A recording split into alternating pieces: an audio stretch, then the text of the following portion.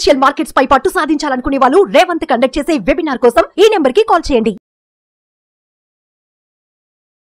నమస్తే, welcome to Suman TV. నేను విష్ణు. ప్రస్తుతంతో పాటు ప్రముఖ స్టాక్ మార్కెట్ అనలిస్ట్ జీవి సత్యనారాయణ గారు వారితో మాట్లాడదాం. సార్ నమస్తే. సార్ నమస్తే. సార్ జీవి సత్యనారాయణ గారు, జూన్ 14 తర్వాత ఆధార్ కార్డులు పనిచేయవా పనిచేయవు క్వశ్చన్ మార్క్ అంటూ కూడా రకరకాల వార్తా కథనాలు పుంఖాలుగా ఈ సామాజిక మాధ్యమాలలో చక్కర్లు కొడుతున్నాయి.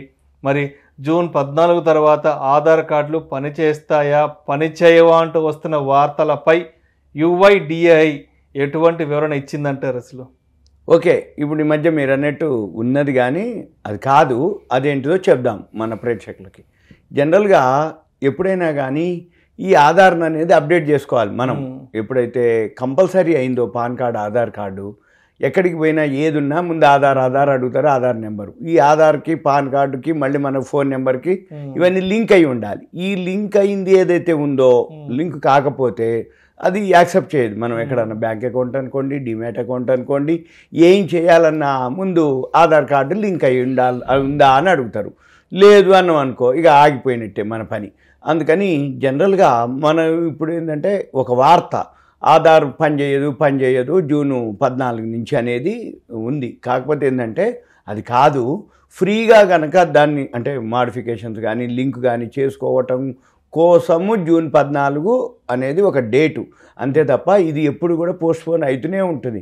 అంతకుముందు లాస్ట్ ఇయర్ ఏవైతే డేట్లు ఉన్నాయో అంటే ఉదాహరణకి జూన్ 14 అని ఒకసారి, డిసెంబరు 14 అని ఒకసారి, అంటే 2023లో అంటే ఒక 14 అనేది 6 నెలలకు ఒకటి పెడతారు. డిసెంబర్ 14, జూన్ 14, మళ్ళీ ఇప్పుడు జూన్ 14 అంటే ఈ డేట్ తర్వాత ఇది పనిచేయదని ఒక వార్త అనుకోండి, పుకారు అనుకోండి. కాదు. అయితే మనం ఏం చేయాలంటే జూన్ 14 తర్వాత కూడా ఇది పనిచేస్తుంది, కాకపోతే ఫీజు పే చేయాలి. అంటే ఇప్పుడు సపోజు స్కూల్లో మనము హాల్ టికెట్ ఉంటుంది, ఎగ్జామ్ ఫీజు కట్టండి అంటారు. ఎగ్జామ్ ఫీజు కట్టలేదు అనుకో, తర్వాత ఏమైంది ఎక్స్ట్రా అంటే ఒక పెనాల్టీతో జరిమానా కట్టి రుసుము అంటాం, అది కట్టి మళ్ళీ లేట్ ఫీ అంటారు. అంటే జనరల్గా స్కూల్లో ఏంటంటే లేట్ ఫీ కట్టి మళ్ళీ ఎగ్జామ్ కట్టండి కావచ్చు. అంటే ఒక డేట్ నుంచి ఒక డేట్, ఇది కూడా అంతే. జూన్ 14 వరకు మనం ఏదైతే ఆధార్ లింక్ ఉందో చేసుకోవచ్చు. ఒకవేళ జూన్ 14 తర్వాత కూడా చేసుకోవచ్చు, కానీ ఒక ఫీజు ఉంటుంది, దాన్నే రుసుము అంటాం. ఆ రుసుము కట్టి మళ్ళీ మనము అప్డేట్ చేసుకోవచ్చు. అయితే మనము ఆధార్ కేంద్రాలకు వెళ్ళి చేసుకోవాలి. అలా కాకుండా అసలు జనరల్గా ఏంటిది అంటే ఎప్పుడైనా కానీ ఈ ఆధార్ కార్డులు అంటే అవేర్నెస్ కోసం చెప్తున్నా, ఎప్పుడైనా కానీ సపోజ్ అడ్రస్ చేంజ్ అయినాం, లేదు ఇంకేదైనా చేంజెస్ వచ్చింది, మనము ఇల్లు మారినాం, లేకపోతే సొంత ఇంట్లోకి పోయినాం, ఫ్లాట్లోకి పోయినాం, లేదు ఏ కారణం చేత ఏమన్నా చేంజెస్ సపోజ్ మీకు ఆధార్లో ఏమన్నా అనిపిస్తే అప్డేట్ చేసుకోవటం అనేది ఉత్తమం ఒకటి. ఇక రెండోది ఎప్పటికప్పుడు అంటే ఏదన్నా అనిపిస్తే 10 ఇయర్స్కి ఒకసారి, ఎవ్రీ 10 ఇయర్స్కి ఒకసారి అప్డేట్ చేసుకుంటే ఏమైందంటే, ఒకవేళ జనరల్గా ఏమైందంటే ఎగ్జాంపుల్ నేనే తిరుపతి పోయి వచ్చినాం, అప్పుడే ఆధార్ చేసినాం, గుండుతో వచ్చింది.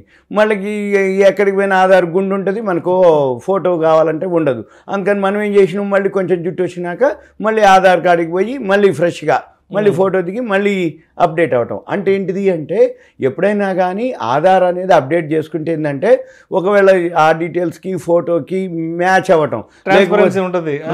రైట్ అంతే తప్ప ఇప్పుడు వచ్చినప్పుడు 10 ఏళ్ల కింద తీసి మళ్ళీ 10 ఏళ్ళ తర్వాత ఏమైనా నీదేనా ఈ ఫోటో ఆధార్ మీదకు నీకు తేడా ఉంది అని అంటారు. దాని బదులు మనము ఎప్పటికప్పుడు ఒకసారి అడ్రస్ చేంజ్ అవ్వచ్చు, కాకపోవచ్చు, ఫేస్లో చేంజ్ అవ్వచ్చు, జుట్టు పోవచ్చు, బట్టతలు రావచ్చు, ఇట్లాంటివి ఏమైనా చేంజెస్ ఉన్నాయి అనుకోండి, ఏం లేదు, ఒకసారి వెళ్ళి అది నామినల్ ఫీజు ఉంటుంది, ఈ సేవా సెంటర్ ఉంటాయి, కొన్ని బ్యాంక్ సెంటర్లు ఉన్నాయి ఆధార్ అప్డేట్ చేసేవి, అక్కడ టోకెన్ ఇస్తారు. పొద్దున్నే వెళ్తే మనం చేస్తున్నారు అంతే, హాఫ్ అన్ అవర్ 1 అవర్లో మళ్ళీ అప్డేట్ చేస్తారు. మళ్ళీ మనకి నెంబర్ మాత్రం సేమ్ ఉంటుంది, కాకపోతే చేంజెస్ ఏవైతే ఉన్నాయో అవన్నీ అప్డేట్ అవుతాయి. అప్డేట్ అయినప్పుడు లేటెస్ట్గా ఉంటుంది. మనం ఎక్కడికన్నా పోయినా కానీ ఏదైనా ఉన్నా కానీ ఆధార్ అప్డేట్ అవుతుంది, తర్వాత కార్డు తీసుకోవచ్చు. అయితే జనరల్గా మనకి UIDAI వాళ్ళు చెప్పడం ఏంటంటే ఎప్పుడైనా కానీ మనము ఈ ఆధార్ అనేది మెయిన్ గుర్తింపు కార్డు, మనకి ఈ గుర్తింపు కార్డు ఏదైతే ఉందో దాంట్లో అప్డేట్ చేసుకోవడం అనేది ఉత్తమం అనేది వాళ్ళు చెప్పడం జరిగింది. దీంతోపాటు ఈ లాగిన్ అవ్వచ్చు, మనం వెబ్సైట్లో కూడా లాగిన్ అయ్యి మన అడ్రస్ అవన్నీ సబ్మిట్ చేసుకొని రేషన్ కార్డు, ఓటర్ ఐడి, మన అంటే విలేజెస్ అయితే కిసాన్ పాస్బుక్లు, పాస్పోర్ట్లు ఇవన్నీ కూడా ప్రూఫ్ కింద మనం యూజ్ చేసుకొని మళ్ళీ చేసుకోవచ్చు. అంటే పిల్లలకి వచ్చేటప్పటికి, స్టూడెంట్స్కి వచ్చేటప్పటికి టీసీలు అనుకోండి, మెమోలు అనుకోండి, పాన్ కార్డ్ అనుకోండి, లేకపోతే డ్రైవింగ్ లైసెన్సు, ఇవన్నీ కూడా ఆధార్కి లింక్ ఉందనుకోండి. అంటే టెలిఫోన్ బిల్లు, కరెంట్ బిల్లు ఇవన్నీ కూడా. అందుకని ఎక్కువ శాతం మనము ఆధార్ని అనమాట, అంటే ఉడాయ్ వాళ్ళు పేర్కొంటే ఏం జరిగిందంటే ఇవన్నీ కూడా ఈ ఆధార్ వెబ్సైట్లో కనుక అప్లోడ్ చేస్తే ఇక ఇక ఇక ప్రజెంట్ అడ్రస్ తోటే అన్ని అప్డేట్ అయి ఉంటాయి అనమాట. Unique identification authority of India.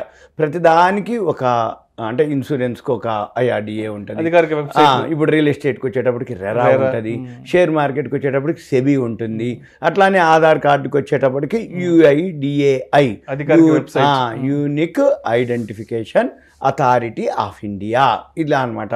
అంటే వాళ్ళు మనకి ఆర్గనైజర్స్ ఏది ఆధార్ కోసం. అందుకని ఇదంతా కూడా ఏం లేదు, జూన్ 14 వరకు ఫ్రీగా చేసుకోవచ్చు.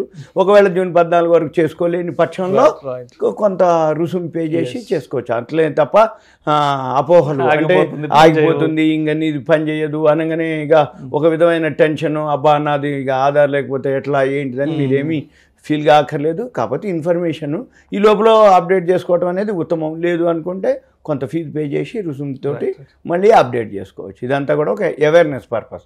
సో మొత్తానికి జూన్ 14 తర్వాత ఆధార్ కార్డులు పనిచేయవా ఏంటనే దానికి సంబంధించి ఇన్ఫర్మేషన్ ఇచ్చారు. అపోహలు. జూన్ 14 లోపల మన ఆధార్ కార్డుకి సంబంధించి ఏమైనా మార్పులు చేర్పులు ఉంటే ఉచితంగా చేసుకోవచ్చు.